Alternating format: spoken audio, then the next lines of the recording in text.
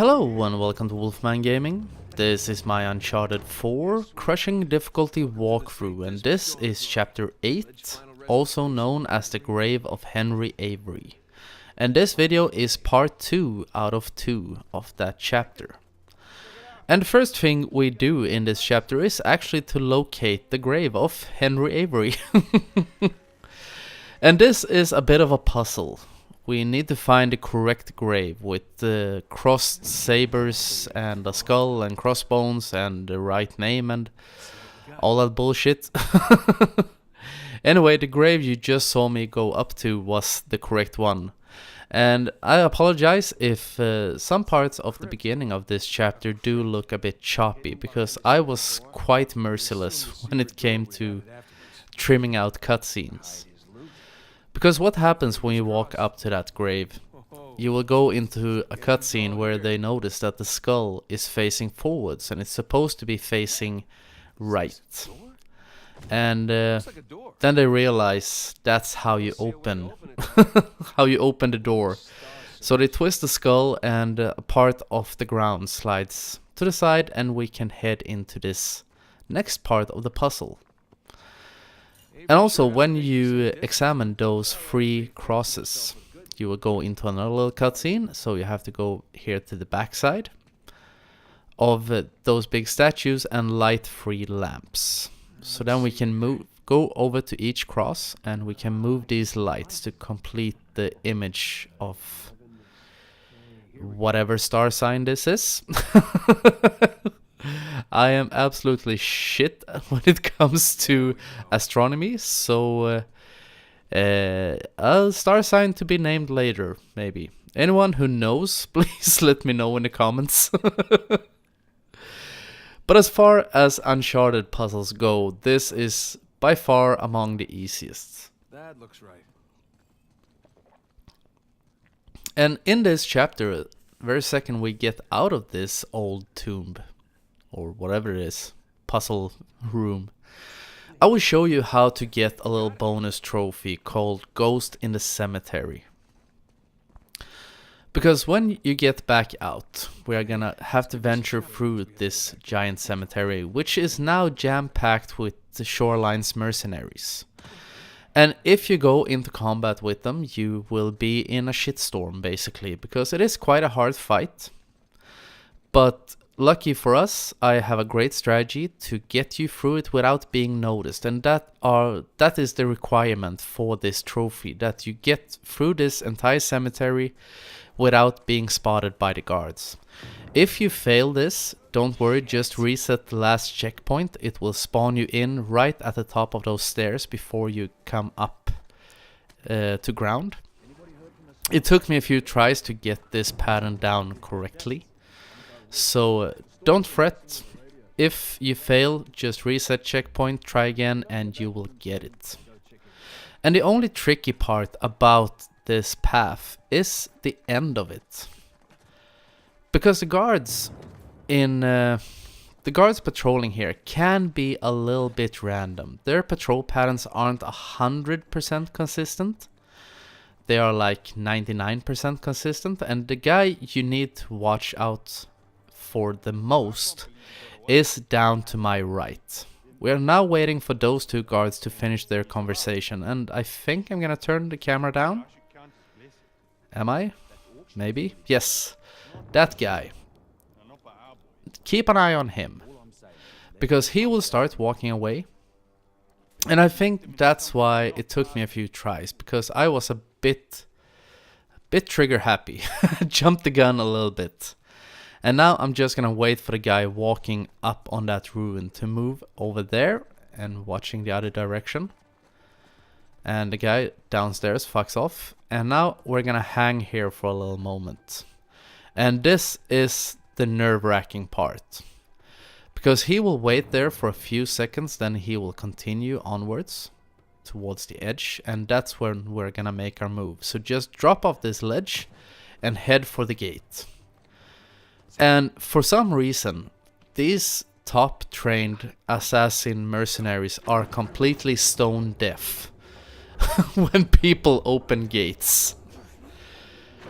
Because we don't make that much noise, but they should be on full alert because they know we are somewhere in the vicinity. But I think that as soon as you go into that animation and start mashing triangle to get open the gate, you are safe. And very second you get through that gate, if you have done everything correctly, the trophy should pop. I know it did for me. You will not see it in this video because, as I've probably mentioned before, I have it already. I platinumed this game in a few days after its release, and I was very tired with this game afterwards. It took me around 4 playthroughs, I think. And now that I think about it, yes, I am quite sure I have mentioned that before. But moving on, one thing I want to address in the previous chapter, so 2 videos ago, I talked a little bit about takedowns in high grass. And I don't think they can find the bodies, but one thing that can happen, in which and that you will see happen in this video, is that when you're moving through high grass, if you get too close to an enemy and they are at a higher, or they are at a vantage point, so they're higher up than you are, you can get spotted. And that will happen to me in this fight right now, actually, because this first guy, the guy closest to me, will jump into the grass and I will do a stealth takedown on him. So far so good.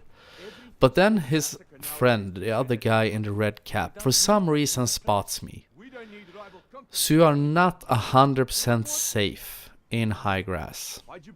If they get too close, I don't know if it's consistent if you're at the same level as them, or if they need to be at a higher point than you are, because you see him going down there and he's watching and he's spotted me. I have no idea why, because I think I should have been concealed. That would have been the most fair approach. But sometimes you're gonna have to roll with the punches and react and adapt, which I'm trying to do right now. Sam was actually helpful for once, still trying to redeem himself for getting in the way of my grenade in the first part of this chapter. So he took out the guy in the red cap, and all that we had to do was take out this last fellow. And this part of the chapter, the first part, was quite action based. There were a few fights, and in this part of the chapter, there is actually one more fight before we get to the end. It's quite based around platforming. And that is... I've talked about the pacing in this game, and I just finished another game called Shadow of the Colossus for the PS4 the other night. And this game, in a sense, kind of reminds me of Shadow of the Colossus. I don't know if you have played it. I don't think I will ever play it again. It's something I actually have to say. Having played it now, I actually don't understand why people are celebrating that as one of the best games ever, because I thought it to be quite boring. Sorry. But similarity between Uncharted 4 and Shadow of the Colossus is that there are quite long stretches where nothing happens. Because if you don't know what Shadow of the Colossus is, it's basically a boss rush game. You get to a big temple and a deity named Dormin instructs you that you need to take out 16 colossi for him to help you. And you get the location of the first one, you go to it and you kill it, and then you get teleported back to the temple, and then it tells you to go find the next one, and you kill it and you get teleported back to the temple, and that's what happens 16 times in a row. Quite amazing. But the thing is, when you travel to each colossus, you ride your horse through a completely empty world. There are a few collectibles. There are some shrines you can pray at. There are some lizards with blue tail that you can try and find, and animals you can interact with just to get collectible trophies. But if you're not going for the collectibles, which I wasn't, because yeah, I don't need to rant on about that, because we all know my opinion on collectibles. But if you're not going for that, all you have to do is kill all the colossi. And each colossus in itself is a platforming puzzle, which is quite a fun approach to it, because every boss becomes kind of a level in itself.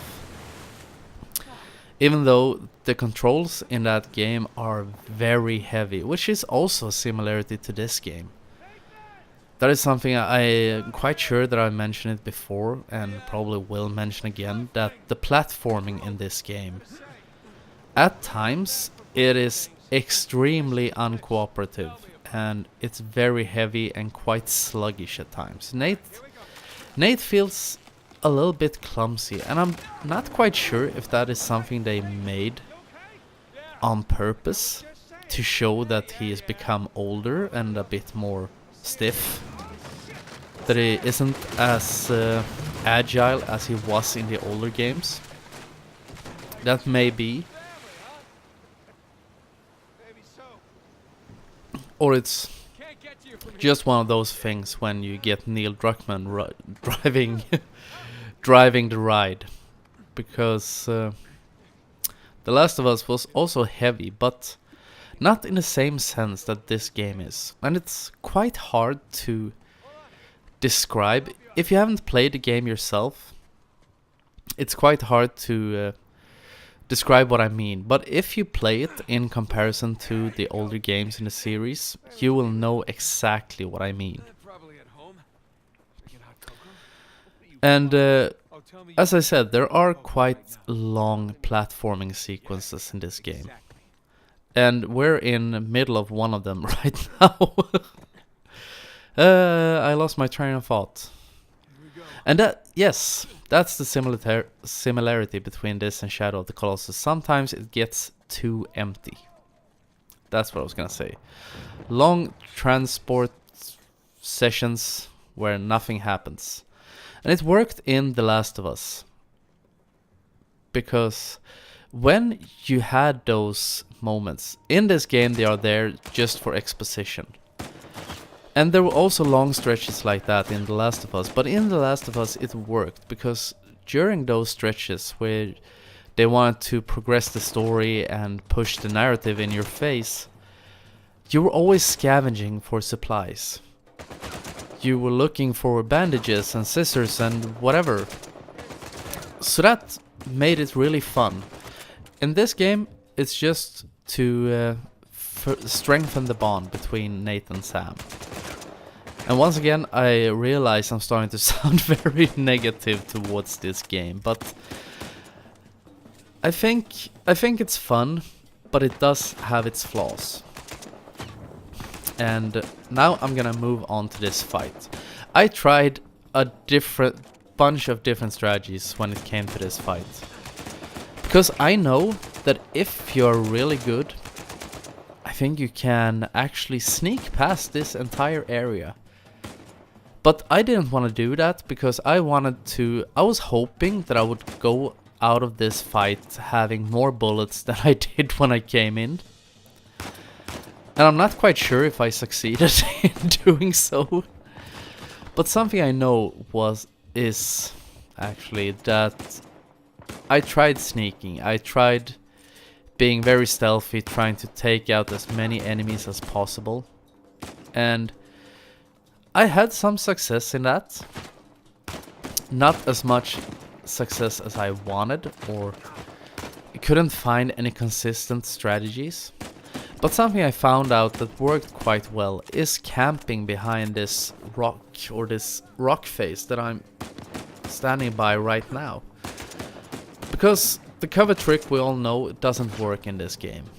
But this rock goes out so far so you can more or less push yourself against it and in behind it, so you can recover between enemy attacks. And as you've also seen in this fight, most of the enemies will stay back.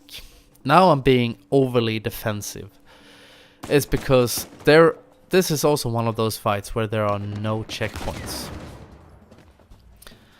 So be aware of this, and that is also why I'm being so careful when in my approach to this fight, because I died quite a few times, and it's also one of those, if you die at the very last enemy, you're gonna have to redo the entire fight.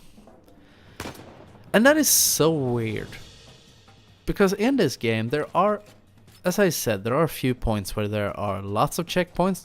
There are some points where there are absolutely no checkpoints. And one great example of this is in, I think it's chapter 13 and 14. Because there is a trophy in this game for, also, that was great aiming. The logical thing would be that he puts his aim over the cliff face, as he does right now, but instead he decided to aim straight into it. Thank you for that, Nate.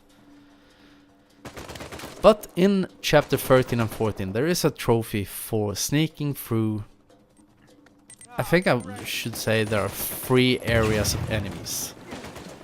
Because you cannot kill enemies in one fight in chapter 13. And I think it's 2 areas in chapter 14. That area in chapter 13, which is by far the hardest of them, in my opinion, has no checkpoints at all. But if I recall correctly, the same areas in chapter 14 have like 3 or 4 checkpoints each. And those areas aren't bigger, or at least not much bigger. And I can tell you right now, if you're watching this hoping to get a strategy for how to get that trophy, I don't know what it's called. Doesn't matter, because I didn't manage to sneak through that first area in chapter 13. I tried for God knows how long. I know every line of script in that entire sequence, I think. And I always get spotted in the same place, trying to move up to the last section of that fight. I always get spotted, and it seems I always get spotted by different people. And I have seen people doing that fight, sneaking through it on crushing. I even went in on, online, was what I was gonna say, and tried other strategies than the one I had, that I found when I played for this game. When I unlocked that trophy, I think I did it on normal. And I tried copying other strategies to put them into the guide. It didn't work. But something I have learned about that fight is that it is divided into sections. And enemies will not move out of their little zones. But I'm not gonna get too far ahead of myself, or too far ahead in this walkthrough. And also, another interesting thing, in chapter 14, it worked wonderfully. I did get spotted at the very end of it, and but I'm not quite sure if the trophy will unlock either way, if you get spotted, because I didn't kill anyone, and I think the only requirement for the trophy is that you or Sam cannot kill anyone, and that can cause a problem. Because you can be as stealthy as you want, you can be absolutely Batman, Spider-Man, whatever, Stealth Master Deluxe. But then Sam, being an older brother, can be a complete troll and ruin your perfect run through those areas, because he decides to break the neck of an enemy, and you're gonna have to redo that entire fight if that happens.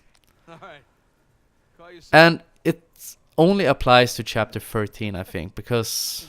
Or I don't know if there are checkpoints if you play it on lower difficulties. I assume there are, but on crushing there aren't. But if you're going for it, I recommend do it on Explorer. Make it as easy as possible for yourself. Check out a great guide online. I know there are probably hundreds of them, maybe even thousands. And you will probably unlock it without any problems at all. But I want to thank you very much for watching, and I will see you again in my next video. So until next time, this is the Wolfman signing off.